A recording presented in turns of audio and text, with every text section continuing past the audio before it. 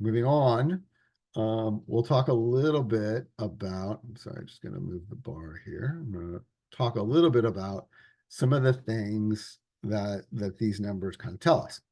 So the maximum scenario is this scenario where we said it was 1,486,384.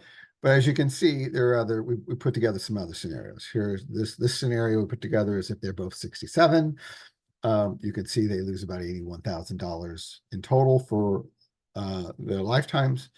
If they want to go earlier, where Suraj is 65 and he is 62, you can see they almost lose $100,000 in that scenario.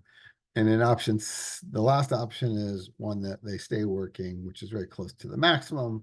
It's roughly a couple thousand off if they wait for Anita to retire.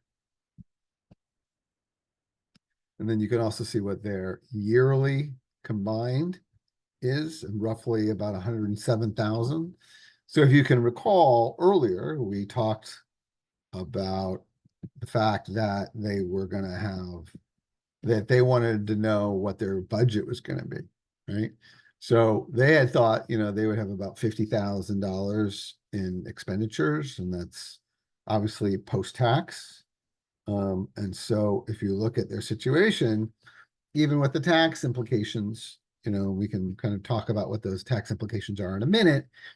You can see they have a lot of room in that number. And even if they retire early, they still have a lot of room, right?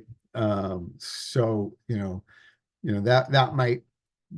might help them make a certain decision around sort of what they want to do. Even at the earliest point, it's still roughly, close to this number, right? And then the latest point, it's, this number right here.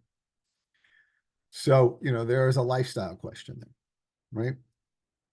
And so if they want to enjoy lifestyle more, then they could, they may decide to leave early.